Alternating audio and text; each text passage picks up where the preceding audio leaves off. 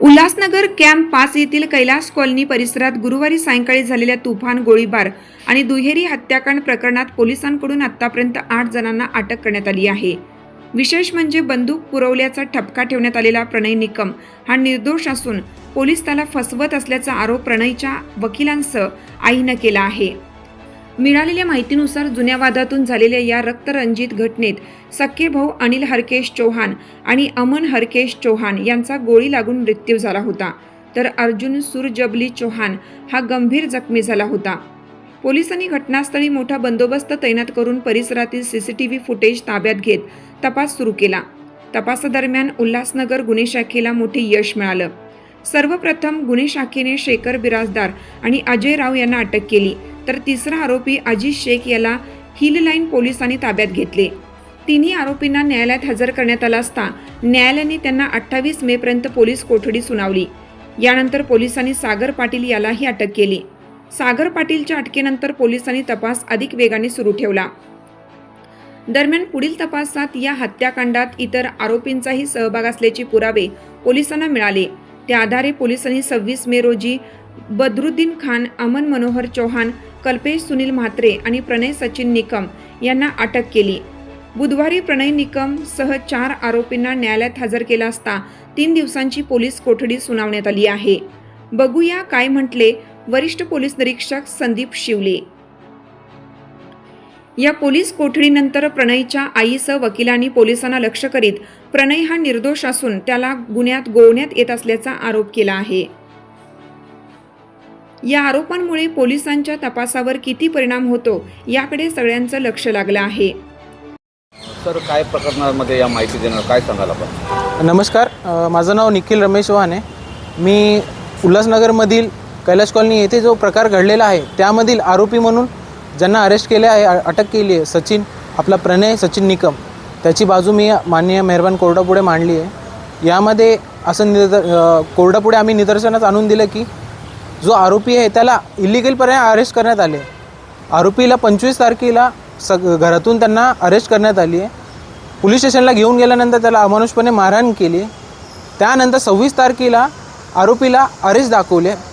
Proper paper जे पण procedure केली आहे पोलिसांनी त्यामध्ये असं नमूद केलं की 26 तारखेला आम्ही त्यांना अरेस्ट केलं आणि त्यानंतर आज मेहरबान कोर्टापुढे त्यांना हजर करण्यात आले आणि 30 तारखेपर्यंत त्यांना पोलीस कस्टडी देण्यात आलेली आहे। काय वाटतं तुम्हाला, का फसवलं जातं त्याला, का त्याचं नाव घेतलं जातं, काय याच्या मागं कोण असू शकतं, काय सांगाल? आता जसं की आरोपीच्या नातेवाईकांनी आम्हाला सांगितलं आहे आणि आरोपींनी सुद्धा आम्हाला असं सांगितलं आहे की सदर प्रकरणामध्ये जे मुख्य आरोपी आहेत, मी त्यांचं नाव घेऊ शकत नाहीत, सदर प्रकरणामध्ये जे मुख्य आरोपी आहेत त्यांच्याबरोबर प्रणय निकम यांचा जुना वाद होता। त्या वादाचा राग मनात धरून यांनी प्रणय निकम यांचं नाव घेतलेलं आहे। जो शेखर बिराजदार जो मुख्य आरोपी आहे फायरिंगमधला, त्याने कबुली जबाबामध्ये असं दिलं आहे की मगाशी मी बाईट घेतली तेव्हा पोलिसांनी सांगितलं की वेपन हे प्रणय निकम याने पुरवलेलं आहे। आपण जर बघितलं तर त्यामध्ये पोलिसांनी असंही सांगितलं प्रणय निकमला की सदर जो तुम्ही बंदूक जी दिली आहे बिराजदारला, आरोपी नंबर 1 यांना, ती फिर्यादी यांच्याकडनं घेऊन मग आरोपी नंबर 1ला दिली आहे असंही प्रेशराईज करत आहे पोलिसांमार्फत, असंही प्रेशराईज केलं जात आहे आणि मुख्य फिर्यादी आहे यांनाच टार्गेट करून आरोपी बनवण्यात येणार आहे अशा प्रकारची माहिती पण आम्हाला आरोपीकडनं मिळाली आणि आरोपीच्या नातेवाईकाकडनं मिळालेली आहे। तुम्ही याबाबत काही न्यायालयाला अर्ज वगैरे केला का? आम्ही मेहरबान न्यायालयापुढे एक अर्ज केला आहे। त्यामध्ये मुख्य असं आहे की 25 तारखेला आरोपी प्रणय निकम यांना जेव्हा ताब्यामध्ये घेण्यात आलं होतं, अरेस्ट करण्यात आलं होतं, त्या दिवशीचे संपूर्ण CCTV फुटेज, आजपर्यंतचे CCTV फुटेज हे जतन करून मेहरबान कोर्टापुढे सादर करावं, एक असा आम्ही अर्ज दिला आहे। आणि दुसरा एक अर्ज असा दिला आहे की आरोपीची जी अरेस्ट आहे ती बेकायदेशीर आहे आणि तशा प्रकारचे फिर्यादी आरोपीला मारहाण सुद्धा करण्यात आली आहे, अशा प्रकारचा एक अर्ज मेहरबान कोर्टापुढे दिला होता। प्रणय निकम यांचा व्यवसाय काय आहे?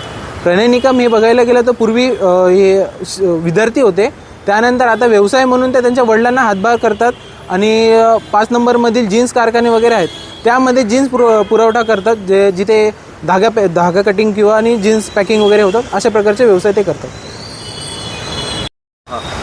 मग काय म्हणणं आहे तुमचं? मी प्रीती निकम। प्रणय आता कैलास कॉलनीला जे झालं आहे गोळीबार, त्याच्यात माझ्या मुलाचं नाव घेतलेलं आहे सचिन प्रणय निकम. तर 25 तारखेला त्याला घरातून उचललं पोलिसांनी, रात्रभर त्याला टॉर्चर केलं आणि मग 26 तारखेला पण दिवसभर रात्रभर टॉर्चर करून मग कंप्लेंट त्याची नोंदवली. 26 तारखेला मेडिकल केलं आणि नंतर दुसऱ्या दिवशी कोर्टात आणलं. त्याला जबरदस्ती करतात आहेत की तू सांग त्याने दीपकनी गन दिली आहे म्हणून फिर्यादीने. मग त्याला अडकवतात आहेत. त्याचा काहीच दोष नाही आहे, त्यांनी काही केलंच नाही आहे, त्याचा गुन्हाच नाही आहे काय, त्याला फसवतात आहेत. त्या दिवशी मग तुमचा मुलगा कुठे होता? तिथेच होता, त्याच जागेवरती होता. जो गोळ्या घालणार त्याला माहिती तर तो गेला असता का तिथे, बोलला असता का मला गोळ्या घाला म्हणून मी तिथं उभा राहतो त्यांच्याबरोबर. हे बघा व्हिडिओ पण आहे त्याचा.